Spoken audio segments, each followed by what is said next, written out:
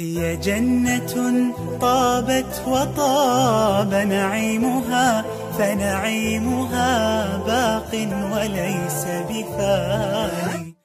دار السلام وجنة المأوى ومنزل ثلة الإيمان والقرآن. کاکا جان این مواد تسلیم شما میشه انشالله یک رمضان خوب خواد باشه. بخیر. خدا شما رو ببخشه. زنده باشی کاکا جان. خدا شما رو خیر بده. زنده باشین، به خیر استفاده کنین. دوستان عزیز، بدون شک که هموطنان ما نسبت به هر زمان دیگه نیاز به کمک و دستگیری دارن.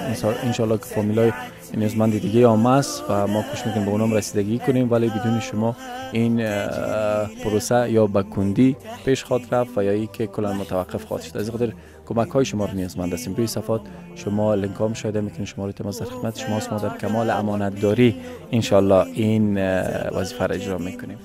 نامه که چیز قندولک؟ مدثر جان. مدثر عزیزم میگه روی صفحات لینک ها مشاهده میکنه. همه قسم هستیم. السلام علیکم و رحمت الله.